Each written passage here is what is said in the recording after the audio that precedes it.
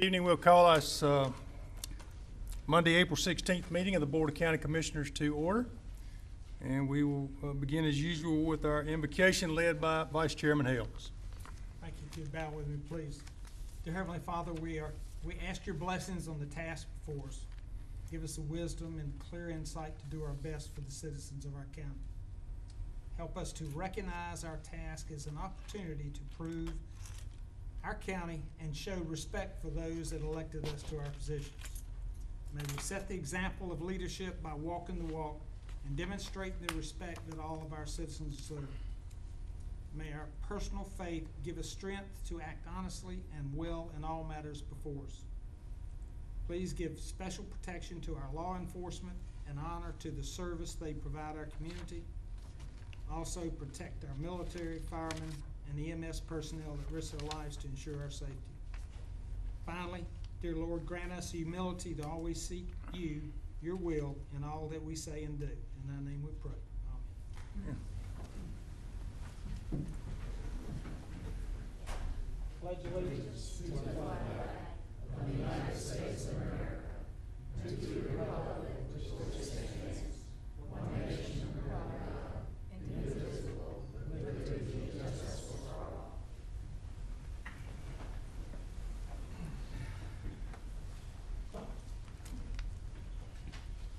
We always take this opportunity to recognize those county employees who have tenured service with the county, so we'll do that this time.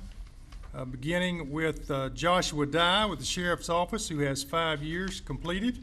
James Murray with the Sheriff's Office, 5 years, and Autumn Rollins with the Sheriff's Office, 5 years. Brian Udy has 15 years in Public Works. Edward Swan has 15 years with the Sheriff's Office. Donna Long has completed 20 years in Human Services. And then we have a few folks who have chosen to move along to bigger and better things. Our April retirements, Donna Helms in Tax Administration with 23 years, David Linto with the Sheriff's Office with 23 years, and Deborah Mollison with the Sheriff's Office having 13 years. So congratulations to those folks. We appreciate their service to Union County. Our next item on the agenda is a public hearing for Union Day School. Yes, Chairman and Commissioners. This relates to a $15 million bond financing that Union Day School is completing through the Wisconsin Public Finance Authority as a conduit issuer for the bonds. They are requesting that the Board of County Commissioners hold what is commonly referred to as a TEFR, Tax Equity and Fiscal Responsibility Act public hearing, and adopt an approving resolution for the bonds. This is being done to satisfy the requirements of Section 147F of the Internal Revenue Code related to tax-exempt financing done on behalf of a nonprofit entity, and this creates no financial obligation of the county. Thank you, Manager. We will open that public hearing. We have no one signed up to speak, so we will close that public hearing. Next item is a public hearing for ATI Specialty Materials. Yes, and Ron Mail with Economic Development will be making the presentation this evening. Chairman Simpson, Commissioners, Manager Koto, it's my pleasure to bring before you tonight an Economic Development Incentive Grant request by ATI Specialty Materials, previously referred to as Project TIP. Project TIP, as you may recall, was originally brought before you last November 6, 2017, at which time you awarded a Step 3 incentive grant in an amount of $302,500 as inducement to lure an $11 million expansion at ATI's metal powder operation at their Baker South campus.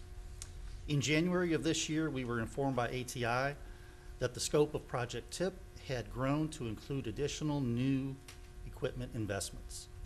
Total potential investment for Project TIP is now targeted at $20 million, with the creation of 5 to 10 new jobs paying an average annual wage of $60,000.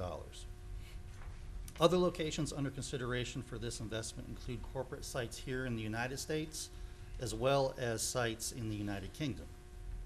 Given the opportunity to attract a much larger Project TIP we are asking the County Commission to terminate the original incentive grant agreement approved last November 6th and award a new Step 3 Economic Development Incentive Grant in an amount not to exceed $550,000 to be paid over a 5-year period beginning in fiscal year 2021.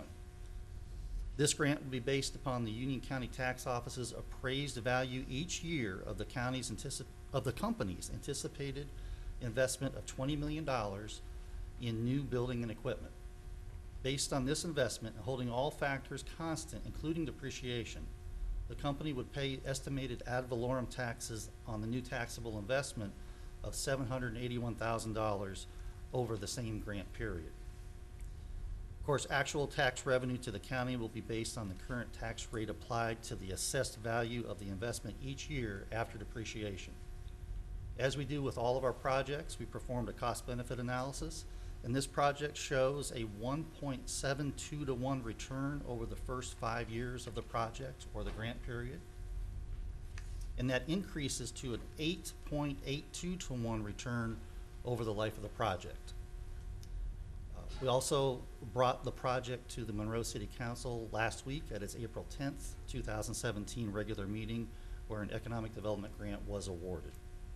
Therefore, the Monroe Union County Economic Development staff recommend the termination of the original Economic Development Incentive Grant awarded on November 6, 2017, and the award of this Step 3 performance-based Economic Development Incentive Grant to ATI Specialty Materials in an amount not to exceed $550,000 to help secure this $20 million investment.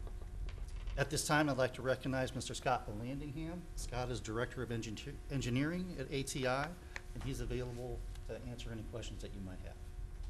Thank you. Thank you. Any questions for Scott? Thank you.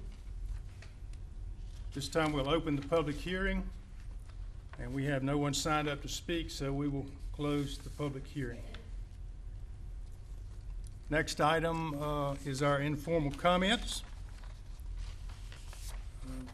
We have a few folks signed up to speak this evening, so I will let everyone know that each speaker must address the board from the lectern and begin your remarks by giving your name, stating whether you're a resident of Union County, indicating the municipality within which you reside, should you do.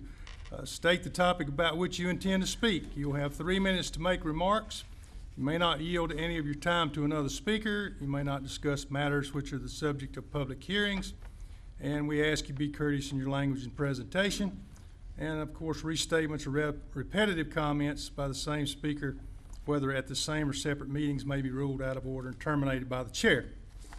So that's our ground rules, and we will begin. Our first speaker is Bill Dieter.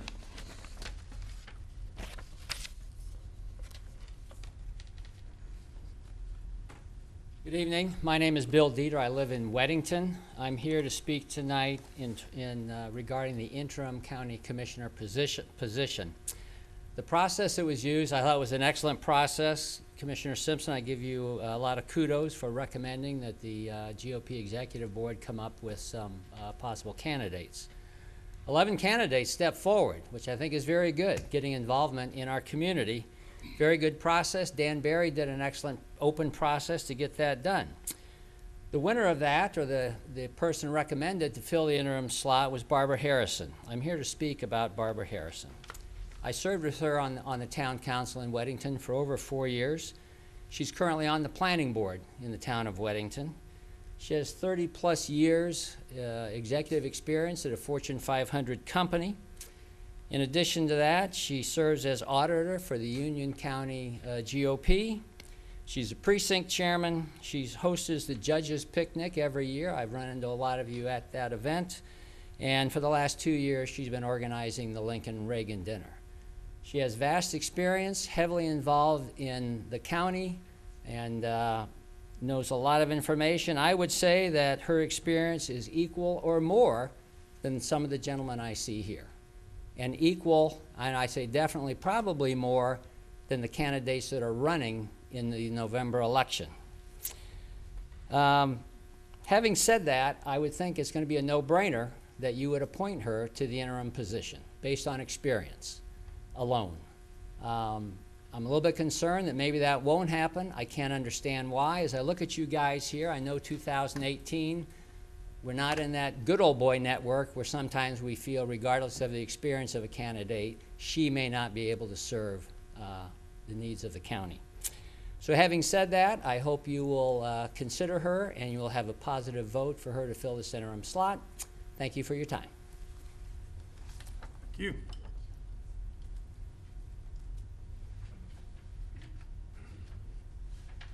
Jonathan Thomas.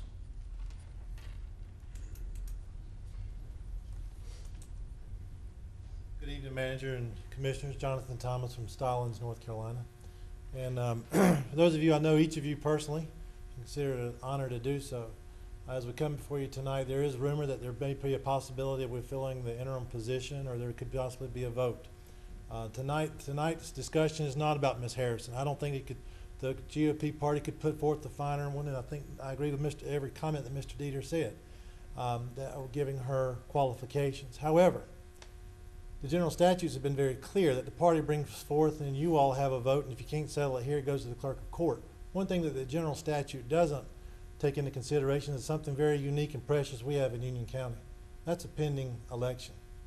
And I believe that we need to let the people of the county decide, and if there is no winner, by all means put Ms. Harrison in place. But if there is a clear winner that is not here tonight, that has expressed interest, has run a campaign, give them the opportunity and let them serve the county and take that seat and begin. We've got clear precedents. Commissioner Rushing, Helms, you all voted very early on to put beer and fortified wine on the ballot and let the people have a say-so, and they did. And you did so in the veil of economic development, and I've yet to see one job because we've got beer in our convenience stores in the country. And yet, then we turned right around and we did a referendum to where we're going to put bonds on the ballot. We're going to let the citizens vote, and that's a non-binding guideline, and yet it passed overwhelmingly. You all respected the electorate's vote, and you passed those, and you raised my taxes as a result. And I've shared my displeasure with that over school bus garages, bus driver lounges, and libraries. So at this point, I think you've got a very clear history of allowing the people to speak. Let's allow the people to speak. If there are no clear winners come that Tuesday, May the 8th, then by all means put Ms. Harrison in place. I think she's a fine candidate. But I think it would be short-sighted, and I think it would be politically expedient to be able to do so without that process. And then it begs the question, why are we in such a hurry? Why are we doing this now when we've clearly let people decide in the past against our own personal beliefs and moral beliefs and be able to move forward? So I'd ask you tonight to delay the vote and let us have an election. Thank you. Andy Stallings.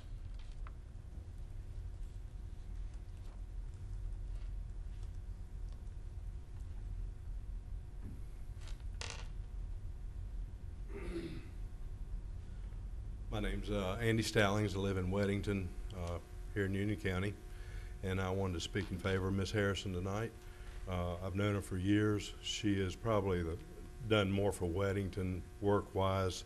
She's always there. She has organized almost everything that Weddington does during her tenure, and just hope that we could go ahead and get her on the agenda tonight and get this done. I don't think the 6 months is going to make any difference as far as a rush is concerned, but I think you should give her a shot.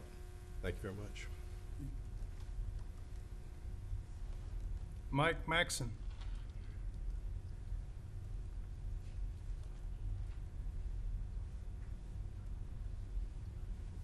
My name is Mike Maxson. I live in Weddington, North Carolina, and I'd like to echo the comments from Bill Dieter and Andy Stallings. I've known Barbara Harrison and her husband Pat for some time now. I've seen her work tirelessly for the town of Weddington and for the community, and I think she would do an excellent job in serving our county as a county commissioner. And I appreciate all what you guys do. Many times you aren't appreciated for what you do, and I do appreciate your public service. Thank you. Thank you.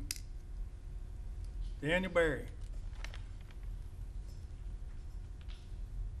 Lynn, I have a copy for the commissioners. If you want to make a copy and deliver it later, that'd be fine. Good evening, Mr. Chairman and commissioners. Ms. Cotto, thank you for the opportunity to be here tonight. I'm Dan Berry. I live at 8207 Lake Providence Drive in Weddington. Currently serving as the Union County Republican Party Chairman. In addition to those responsibilities, I also serve on the State of North Carolina Republican Party Executive Committee and its district committees for the party.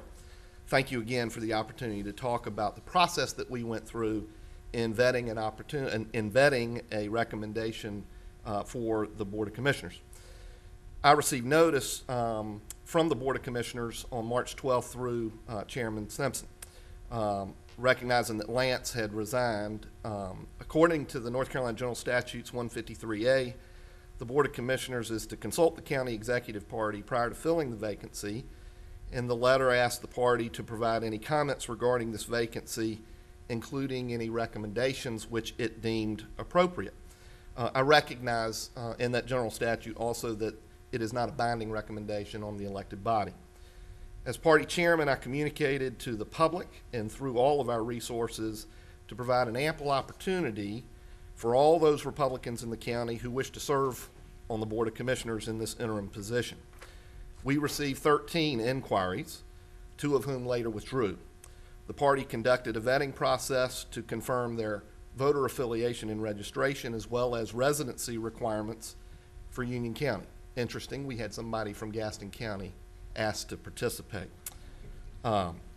We created special rules for the conduct of the meeting and the process, all of which were completed in accordance with the North Carolina General Statutes and the State Republican Party Plan of Organization.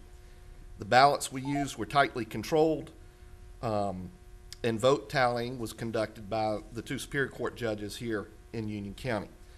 Each individual under consideration was provided an opportunity to address the party. Time was provided and allotted for the committee to ask questions, though none were asked. Only voting members of the executive committee were provided ballots, and it took 3 ballots before a selection was made. After the first ballot, Barbara Harrison, John Blair, and Ligon Bundy were the 3 candidates to move forward. On the second ballot, Barbara Harrison and John Blair moved to the 3rd ballot, where Barbara Harrison was selected as the recommendation from the party executive committee. My goal in this process was to conduct a transparent process that provided for all the stakeholders to have an opportunity to be heard. Frankly, I spoke to each one of you before we started. The Union County Republican Party mission is simple. In the cause of good conservative government, elect Republicans. In order to win, we must continue to grow our party and provide leadership in our communities, across our county, and throughout the state. Thank you for your time tonight and for your consideration of Barbara Harrison. Thank you, Dan.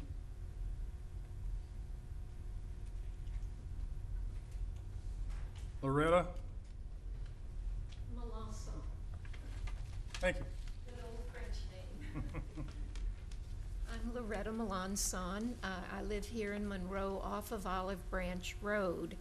And as a citizen, a fairly new citizen 7 years ago, I was really distressed about the litter situation here in the county and in the city. Olive Branch Road, as you probably know, leads to the solid waste facility on Austin Cheney. I decided as a citizen to adopt part of that road, and in January of 17, I had made some acquaintances of people in government and invited them to an informal meeting. I thought surely someone in our county, in our city, would take the lead on an awareness campaign. Well, guess what? They told me that if you form a citizens group, we will back you up. We will be there for you. And I am here to tell you that a year later, this past Saturday, we had the first of 3 litter sweeps that Litter Busters of Union County is sponsoring.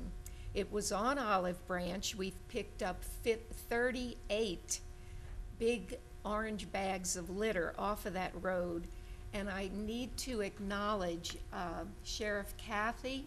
He was fantastic with coming to a meeting that I called this past February and offered his support. Well, he went above and beyond. We had 3 patrol cars with the flashing lights and a sign that I didn't even know existed. It said caution, workers ahead, litter pickup in process. So we felt very well protected. It was a wonderful opportunity to get out the message. We need to do something about this.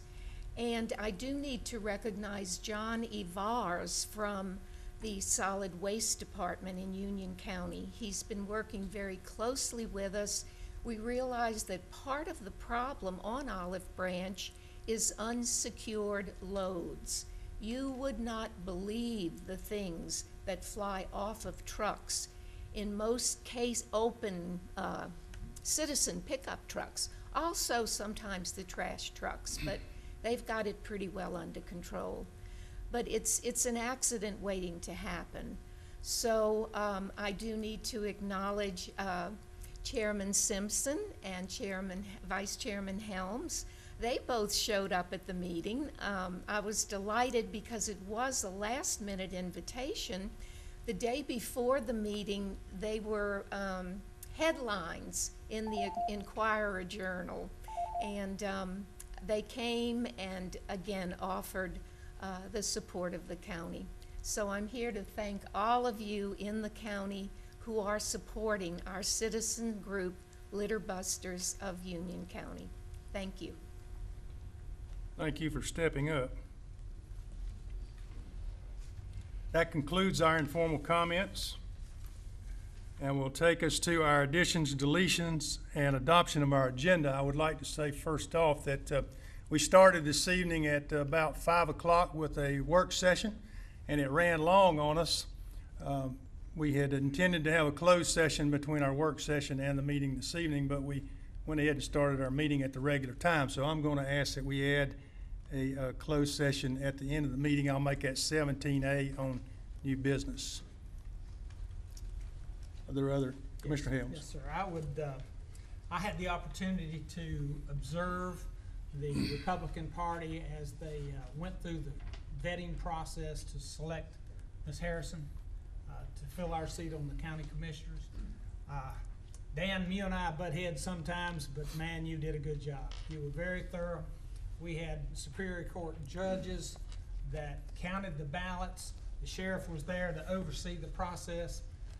And I think it is speaking. Now, whether it was 30-some precincts present, so these individuals that represent the people of Union County were there and they spoke. So I think we did listen to the community. And I'd make a motion that we take a vote to accept Ms. Harrison as our interim commissioner. Okay, any other additions or deletions? I would say that certainly this has been, as Dan has contested, certainly been an item of discussion for the last couple of weeks. So I think it would probably behoove this board this evening if we go ahead and take a vote as a board and have some discussion about whether to add this to the agenda this evening or not. That was the vote whether or not to add. To add it to the agenda. So you brought it up, Commissioner Helms, so would you like to make the motion? Yes, I make a motion that we add this to our agenda to vote on approval of Barbara Harrison as our interim commissioner. Okay. We have a motion, discussion. Thank you, Mr. Chairman. As former Commissioner Jonathan Thomas pointed out, precedence is very important. And I was on the board the last time that this was done when the Register of Deeds had to resign, and she was replaced by our current Register of Deeds, Crystal, and at that time Crystal Crump. Crystal Crump was a candidate for the office. Crystal Crump had been approved by the voters to be in that office, yet the Republican Party chose another person to fill out the vacancy. It was a short-term vacancy, similar to this one, and the Republican Party, I didn't necessarily agree at the time with the Republican Party's choice. I thought that our candidate would be better suited going into the election as an incumbent rather than as a just coming in on the election. And it was a contested race, as is the commissioner race. If we take the top vote getter in the race, we've got a Democrat candidate that's going to be unopposed, so I'm sure that they could make the argument that they should be included in that discussion as well. So with that, I am going to support Commissioner Helms' motion that we add this for discussion and a vote tonight, because there is a precedence that has been set. I voted before on this very issue, and I think we should vote tonight to go ahead. We've got a budget coming up, and we don't need a 2-2 vote on anything that we can't have a tiebreaker vote on that. Commissioner Akins? Thank you, sir. I also know Barbara Harrison, know her very well, respect her greatly. I think the Republican Party did a great service to the citizens of the county by nominating her. That said, I am of the opinion that we need to, with the pending primary election, I'm of the opinion that we wait until after that May 8th primary. So I will not be supporting that, but once the primary is over, if there's a clear winner, then I will support that individual. If not, Ms. Harrison has my full 100% support.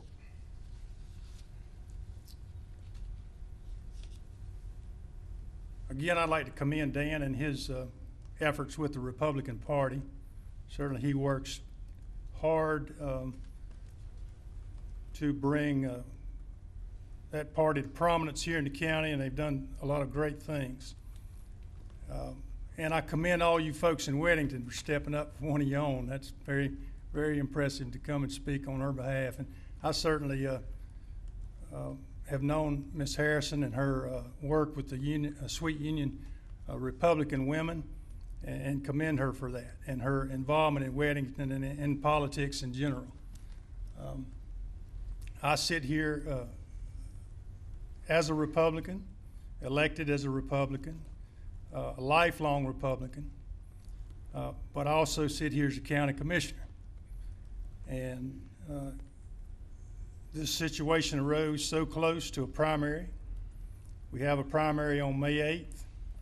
There's nearly 63,000 registered Republicans in this county who would like to have a say on who sits in the seats up here. And so I cannot support Commissioner Helms' motion. Commissioner Rushing. Thank you, Mr. Chair. And, you know, the night of the vote, that the Republican Party took the vote, I had the opportunity to speak to J.R. Rao. As you know, if the county commissioners can't come to a decision on Ms. Harrison, then it will be given to J.R. Rao, I believe, May the 16th. Am I right on that, Dan? Or 17th. May 17th. So on May 17th, this decision will go to J.R. Rao, because I will not vote for anyone other than Ms. Harrison. And I will reserve my vote for Ms. Harrison. Ms. Harrison, you have my commitment. You've already had the commitment of other commissioners, but you will have my commitment, and it looks like J.R. Rao will be making this decision. Commissioner Helms. Can I ask a question? Commissioner Akins, what is the definition of a clear winner that you're making your determination on? If there are clearly three, there's no runoff. Okay. So the third, whoever comes in third, could potentially be the person you'd want to submit? I think that's who, if that's who the voters would vote for, then yes, I would certainly support the voters. I would say that they could come in first. They could. That's a possibility, but I'll have to agree with Commissioner Rushing.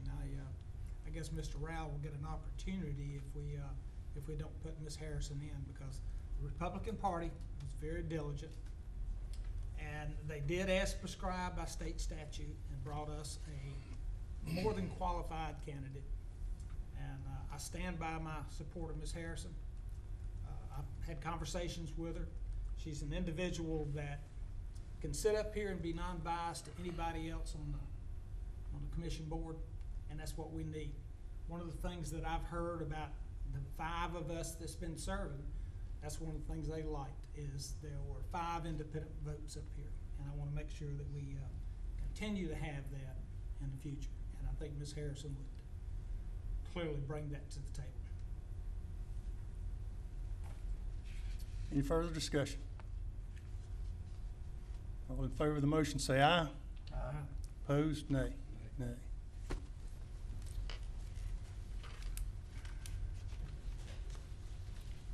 Any further additions, deletions? Motion to approve the agenda is adopted. All in favor, say aye. Aye. Consent agenda? Motion to approve consent. All in favor of consent, say aye. Aye. No. Takes us to old business.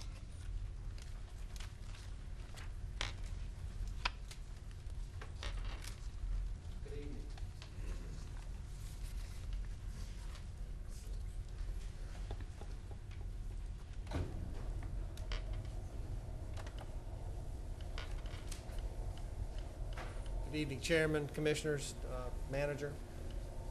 Tonight you have a decision, we'll have an item on your meeting for the decision on a rezoning request. This is CZ 2017-011. This is property located on Providence Road. It's a small parcel, a little over 2/10 of an acre. This is the one where there was a request to change this to office use. There are some conditions placed on that. No more than 5 parking spaces. Must use the original footprint of the building, cannot be expanded, and only office uses will be allowed on this property. The manager did ask me to see if I could clarify possible implications on the property from right-of-way. Now, I need to sort of give a little caveat to that. We don't really know exactly what the right-of-way is going to be. The design has not been completed at this point. So what I'm doing is I'm going to give you my best estimate based on what other projects have been like. We estimate that this project will be a 100-foot right-of-way. It could be more, it could be less, but we think it's going to fall in that 100-foot right-of-way when it's ultimately built. That's generally 50 feet from either center lines. 50 feet on this side, 50 feet on that side. This particular piece of property lies close to the intersection of Newtown. It's very small and very narrow. Just from a non-survey grade estimate, from the center line, that red line there, this is right at 50 feet. From the center line to just about the corner of the house is 50 feet. If the road were to be designed with a symmetrical right-of-way, that means the right-of-way is on both sides, 50 feet on this side, 50 feet on that side, it would nearly take the house.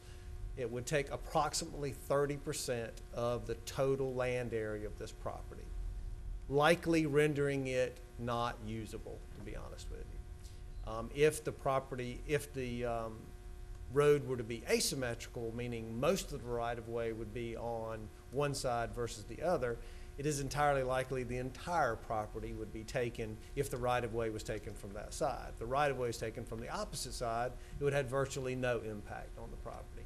Those are questions that we don't have answers to at this point in time. We just don't know the design characteristics. But if it were to be a symmetrical right-of-way, there would be a significant impact on this property. This request was heard by the planning board. Planning board did understand that there is a future road project coming. Just below this, you can't see it on here, but there is the old fire station that was recently rezoned to allow for a business there. Also a very narrow piece of property as well. It would be impacted if this were to occur with the road construction. So the planning board did recommend approval of this request. We do consider it to be consistent with the land use plan, but we do understand there could be an impact to this property at some point when the road construction does occur. I can answer any other questions you might have, but manager did ask that I clarify that for you. Mr. Rush.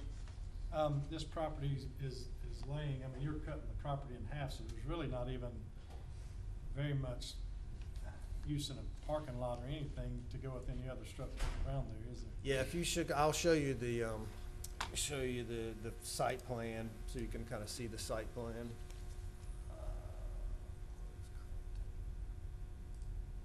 So the site plan, as you can see, you've got parking areas right here. This is the Providence Road here. You've got just enough area to put 5 parking spaces in as is. That's with no right-of-way, obviously. If right-of-way were to actually be taken, you would lose several parking spaces. It would obviously come almost adjacent to the house. So it is very tight. It would basically render it properly, completely unusable if they took that right away. It would, yes, sir. It would render it unusable. If we deny this tonight, it will be a year before they could come back and repetition, correct? It would be a year if they came back with the same request. They could come back with a different request. Right. How long will it be before we know how much right of way the state's gonna take? If we can get a decision by all the municipalities on the ultimate cross-section, we hope to have that within the next month or 2.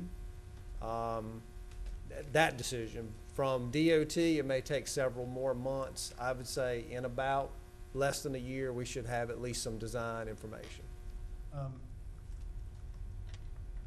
The concern that I have is that we rezone it commercial and the state has to buy that whole property, because if it renders the whole property unusable, I think the state would have to compensate justly for the whole property.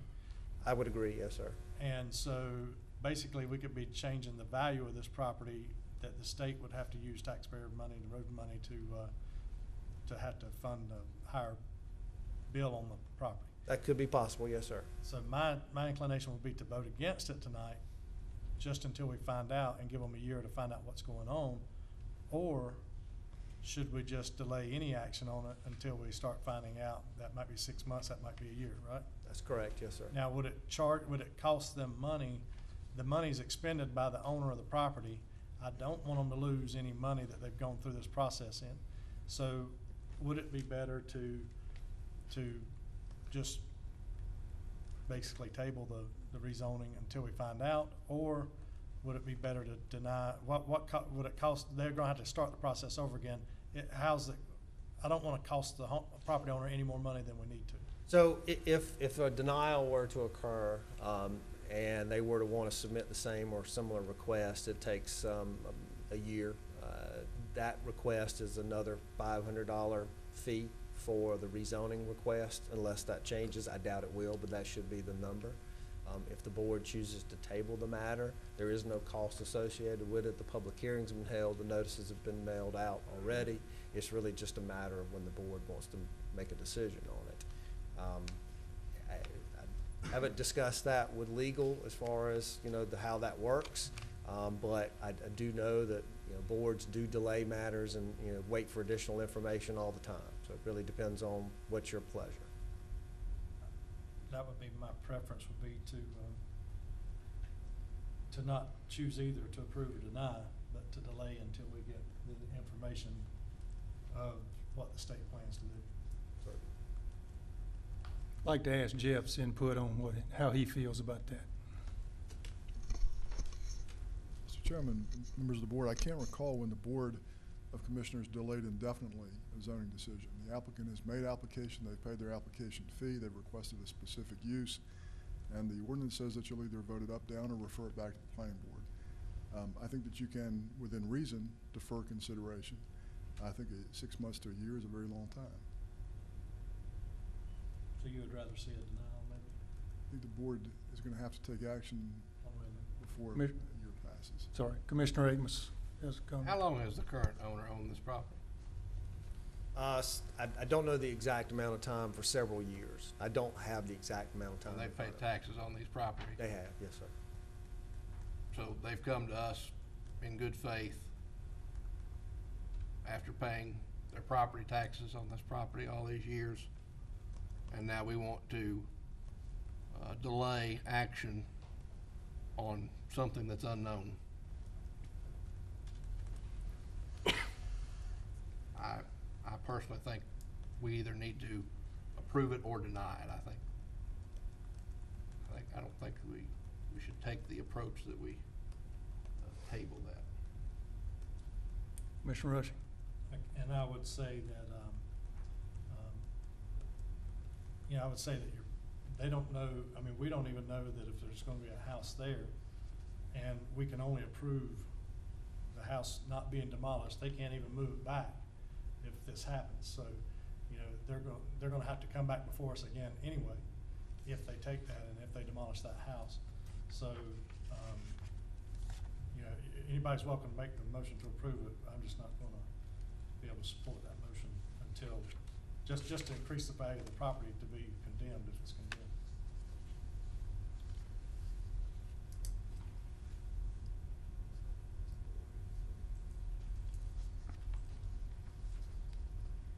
I'm going to move that we deny the conditional rezoning petition CZ 2017-011 to rezone the property appearing on the tax map as parcel 06-156-002 in the Sandy Ridge Township from R40 to B2 CZ, and adopt the consistency statement for denial when consistent with the comprehensive plan.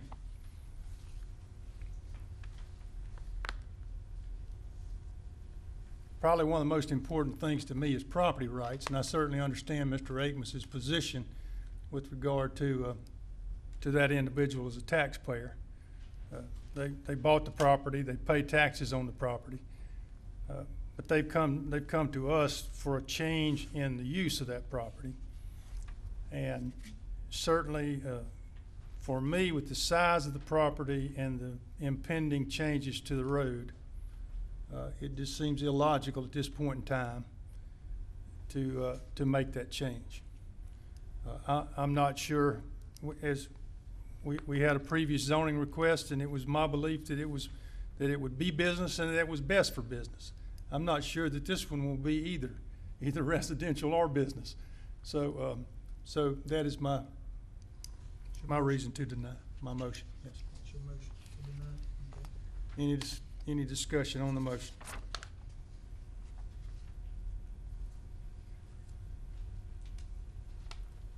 Hearing none, all in favor of the motion say aye. Aye. Opposed? Nay.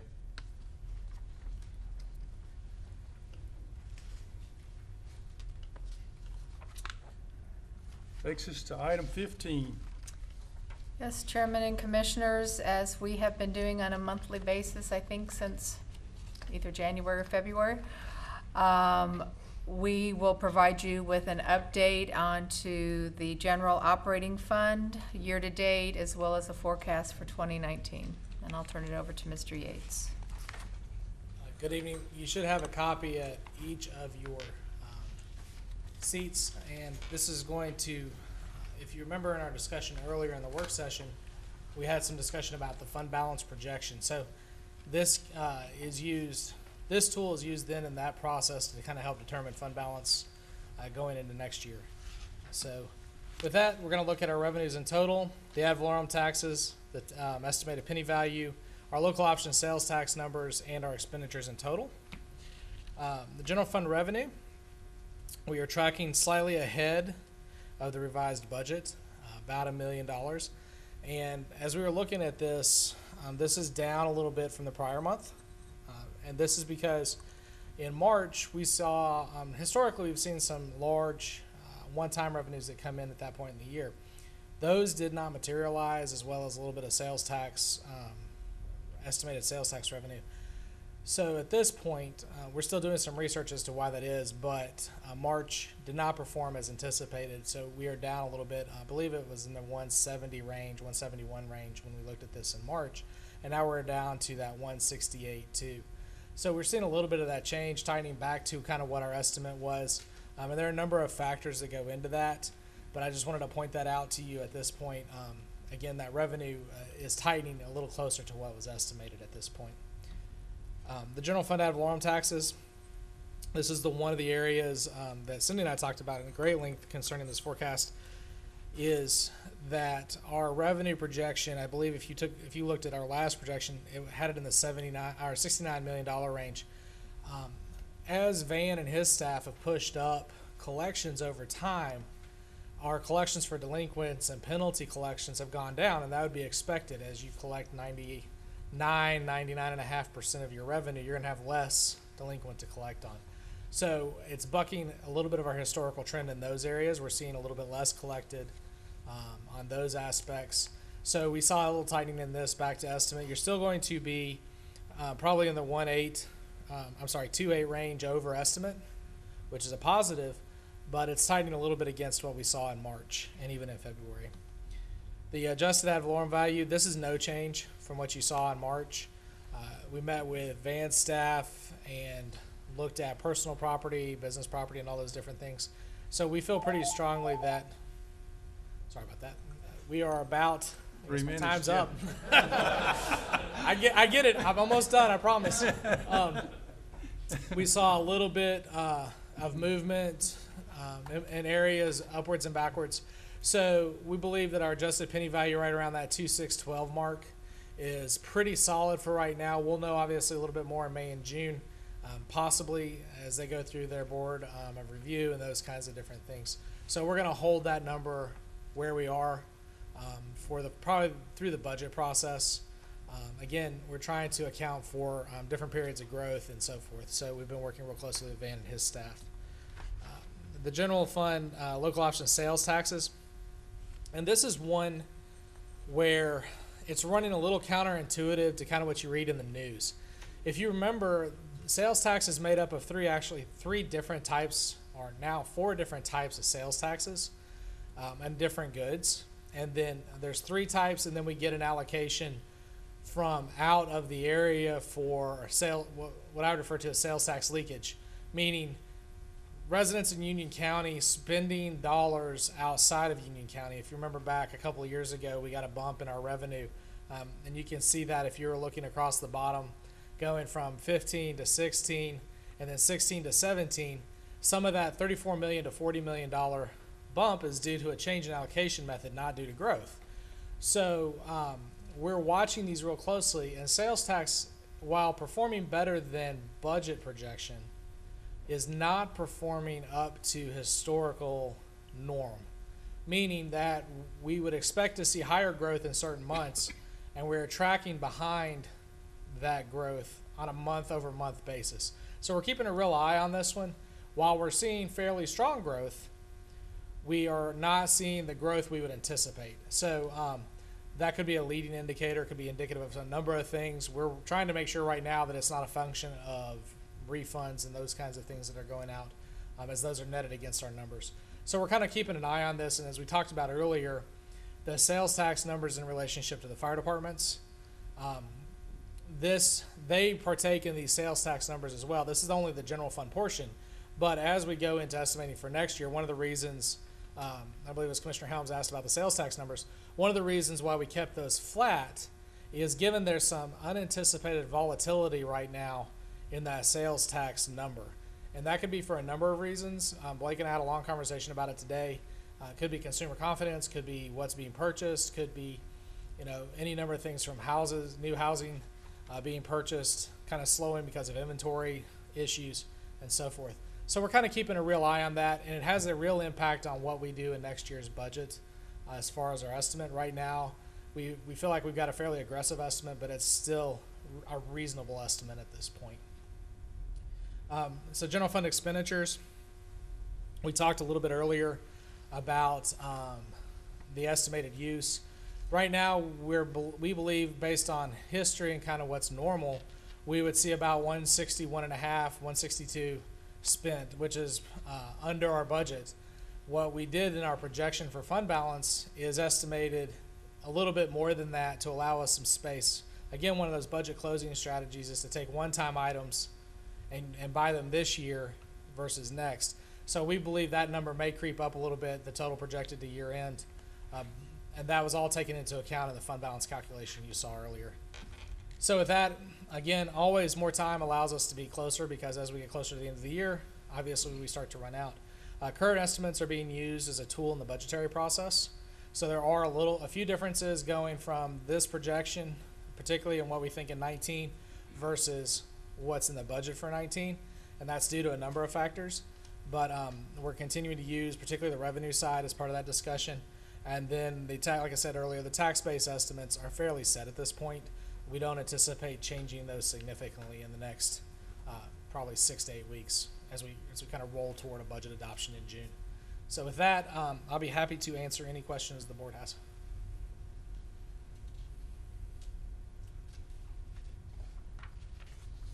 Hearing none, thank you for your time. Thank you.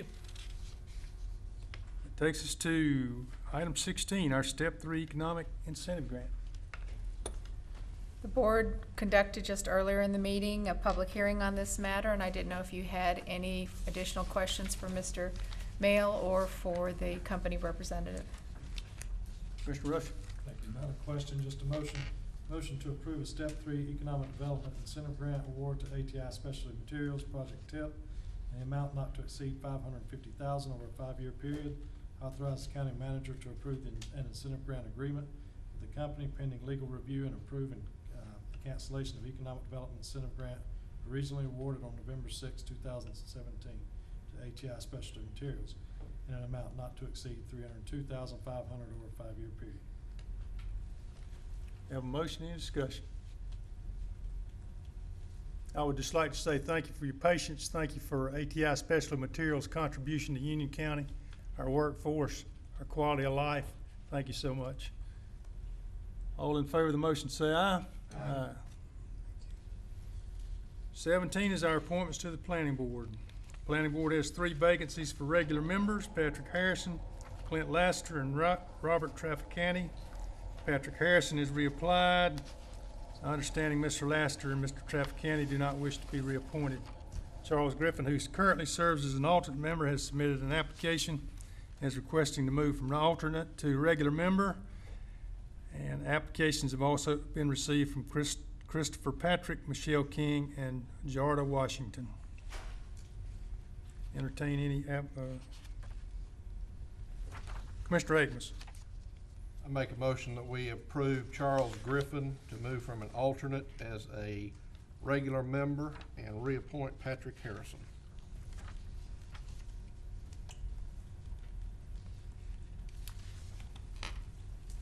All those in favor of those 2 appointments say aye. Aye.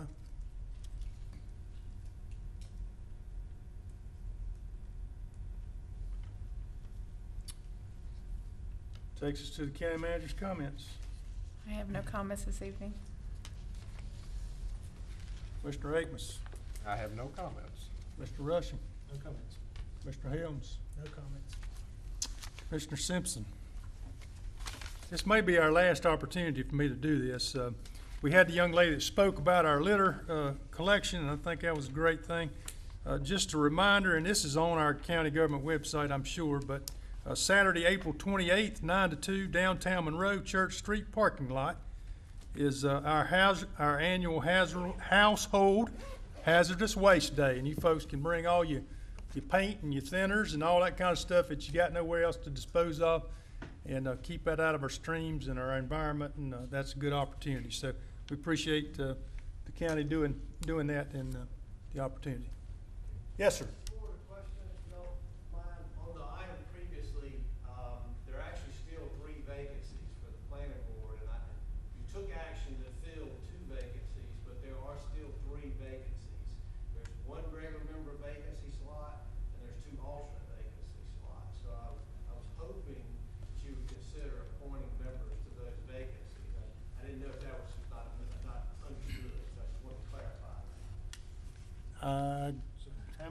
I was assuming that I had given ample time and they had taken it under consideration. But now that you've raised the issue, I'll certainly entertain the board if they want to. So how many alternate positions you have? So with that change, there's 2 alternate vacancies and 1 regular member vacancy.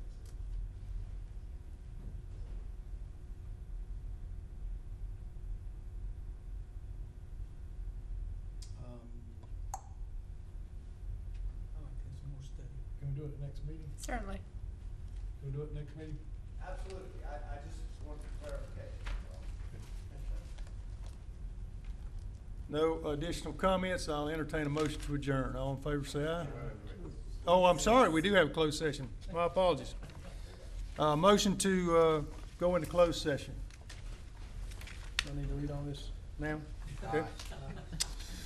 I move that the board go into closed session for the following purposes: to consult with an attorney in order to preserve the attorney-client privilege and to consider and give instructions concerning the handling of the following judicial actions: Stanley County versus Union County and Town of Norwood, Stanley County petitioner versus North Carolina Environmental Management Commission, and respondents, Montgomery County versus North Carolina Environmental Management Commission, and respondents, Yadkin River Keeper petitioner versus North Carolina Department of Environmental Quality, and respondents, Union County versus Town of Marshville, and to discuss matters relating to the location or expansion of industries or other businesses, including agreement on a tentative list of economic development incentives in accordance with General Statute 143, 318, 11, A4. All in favor, say aye.